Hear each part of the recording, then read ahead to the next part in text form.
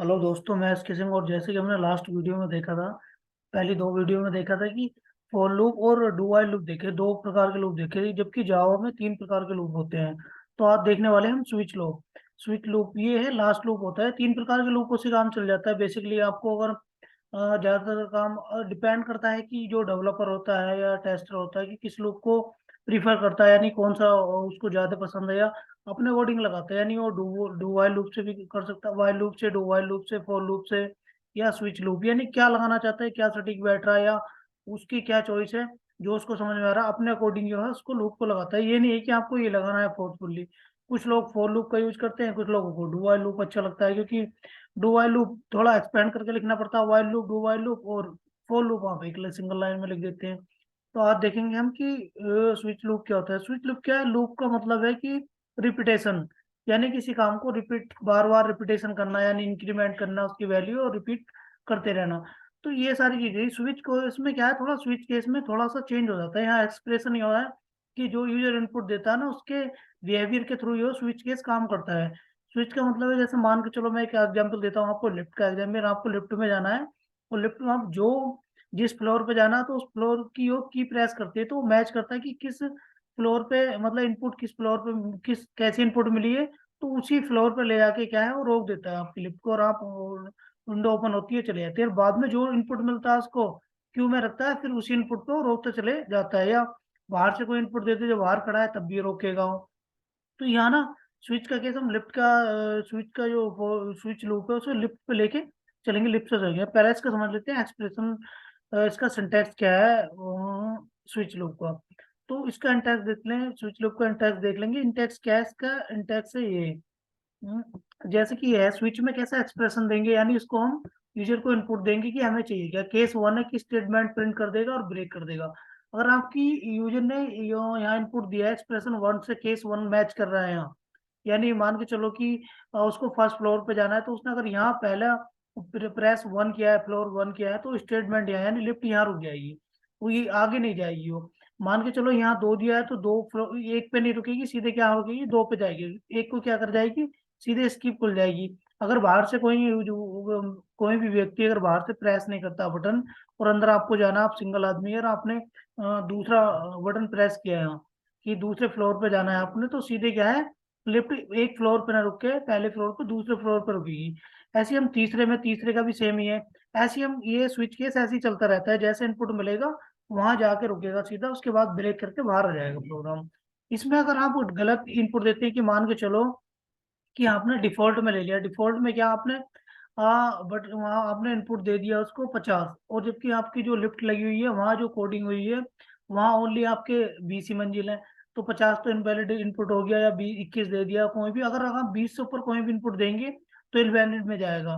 तो यहाँ क्या, वो डिफॉल्ट में चला जाएगा, नहीं आपका डेटा क्या है, ये स्टेटमेंट दिखाएगी इनवैलिड आपने इनपुट यहाँ किया है। तो इसका जो लूप देख लेते हैं, डेटा फाइव फ्लो डायग्राम की, ये कैसे काम करेगा।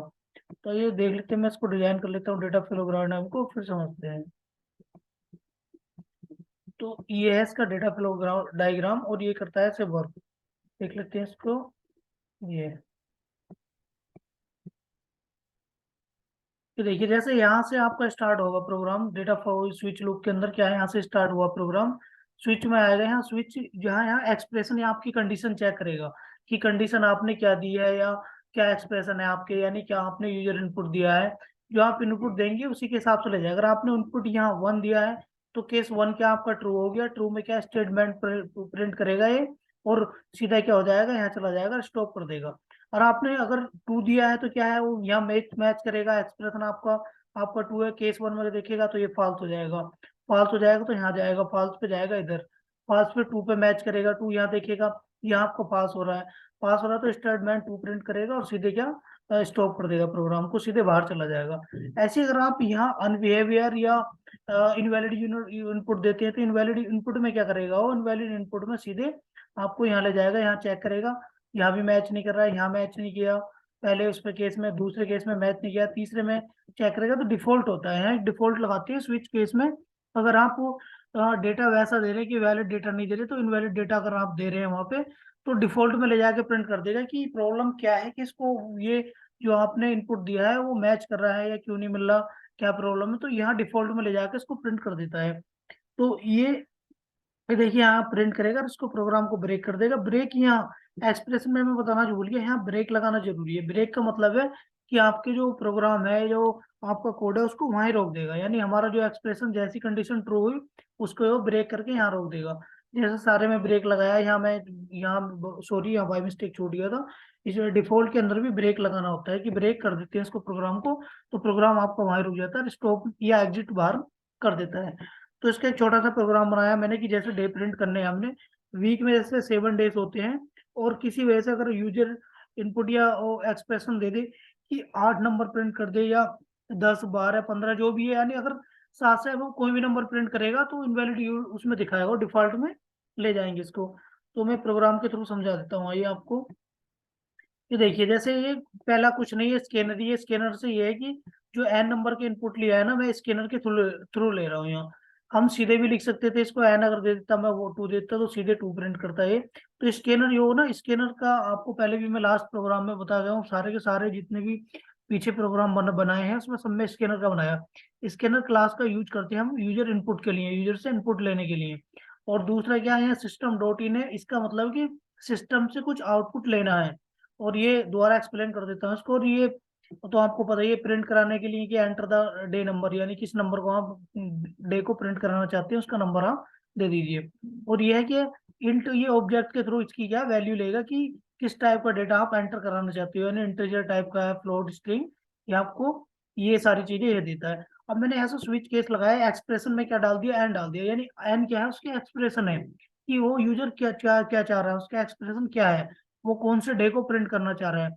तो देखिए अगर वो जो जो डे नंबर यहाँ लिखेगा, 1 से लेके केस 1 पे आपका मंडे से स्टार्ट हो रहा है, केस 7 पे आके ये संडे तक आपका स्टॉप हो रहा है। तो और बाय डिफॉल्ट में दे रखा है आपका इनवैलिड, ये एंटर इनवैलिड इनपुट, यानी जो आपने एंटर्ड, सॉरी एंटर्ड होगा यहाँ, एंटर्ड इनवैलिड इनपुट, जो आपने ये एंटर्ड किया है डेटा वो इनवैलिड है। तो ये आगे हम देखेंगे, मैं आपको लाइव दिखाऊंगा, इक्लिप्स में दिखाऊंगा ये सारी चीजें लाइव आपको। तो ये चलते हैं, मैं इक्लिप्स पे आपको दिखा देता हूँ। इक्लिप्स में चलेंगे हम, शेयर कर लेते हैं हम इक्लिप्स, और ये इक्लिप्स पे देख लेते हैं। तो ये मैंने प्रोग्राम यहाँ लिख रखा है, सेम प्रोग्राम है जो मैंने अभी एक्सप्लेन किया है। यह एक्सप्लेन करने की दोबारा जरूरत नहीं है। पहले ये पब्लिक, ये मैंने बनाया क्लास स्विच लूप के नाम से क्लास बना रखी है, और ये मेन फंक्शन है इसका, public static void main string. और ये स्कैनर क्लास है, जैसे कि मैंने अभी आपको बताया, इसका ऑब्जेक्ट बना रखा है। और ये enter the number, day number, यानी कौन सा आप वो कराना चाहते हैं। ये सारे का सारे ऐसे ही मैंने यहाँ case 1 system dot out Monday print करा रखा, इसके बाद ब्रेक करना। अगर मेरे को मंडे प्रिंट कराना तो इसके बाद क्या, प्रोग्राम ब्रेक कर जाएगा, सीधे एग्जीक्यूट बाहर चला जाएगा, टर्मिनेट कर देगा। और ये देखिए इसके बाद है केस 2 और केस 3 में भी सेम लिखा है।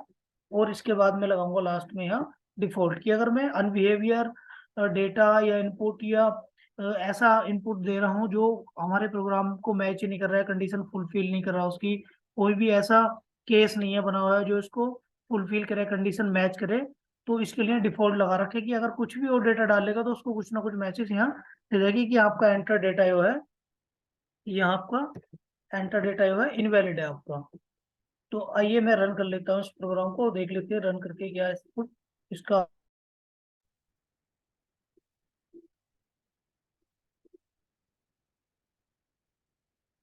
हाँ तो थोड़ा प्रॉब्लम हो गया था ये सिस्टम में थोड़ा सा, तो देख लेते हैं आगे कि यहाँ थोड़ा नेट कनेक्टिविटी का इशू आ गया था।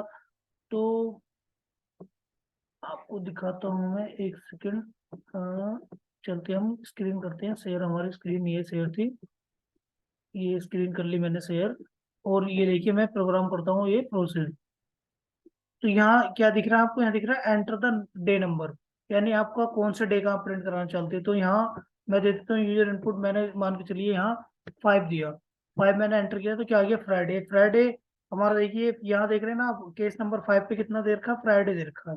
अब इसके बाद मैं इसको दोबारा रन करता हूँ और आपको दिखाता हूँ, ये आपको दिखाऊंगा कि अनबिहेवियर डेटा डालूंगा। यहाँ अनबिहेवियर का मतलब इनपुट इनवैलिड डेटा डालूंगा, मैंने ये डाल दिया 89 डाल दिया। तो 89 पे देखिए क्या गया, एंटर डेटा इनवैलिड नंबर, यानी जो आपका एंटर डेटा इनवैलिड है, आपने जो डेटा दिया है इनवैलिड दिया है। तो दोस्तों ये था आपका स्विच लूप। तो स्विच का अगर देखा जाए तो टेस्टिंग के पर्पज से इतना ज्यादा स्विच का इतना वो नहीं है आपका, जो वाइल लूप और फॉर लूप से आपका क्या है, काम चल जाता है टेस्टिंग के अंदर, इसलिए हम इसको डीप में नहीं पढ़ रहे। अब पढ़ना है हमारे को जो अगले टॉपिक होते हैं, इनहेरिटेंस और ये पॉलीमॉर्फिज्म वगैरह, जो मेथड, ओवरलोडिंग, ओवरराइडिंग, ये सारी चीजें की एक्सिस मॉडिफायर। तो ये क्या है, ये पढ़ना हमारे लिए जरूरी, क्योंकि ये हमारी स्क्रिप्ट लिखने में वो मदद करते हैं। तो अब तक जो हमने ये पढ़ा था थोड़ा लाइट पढ़ा था, लाइट लिया था उसको, और अब यो हम थोड़ा डीप में जाके पढ़ेंगे, यानी डीप में जाके पढ़ेंगे, क्योंकि अब यो जो हम टॉपिक टॉपिक स्टार्ट करेंगे वो सारे के सारे यूज होने वाले हैं हमारे स्क्रिप्ट में। तो दोस्तों मिलते हैं नेक्स्ट वीडियो में, जब तक के लिए take care, bye bye, thank you.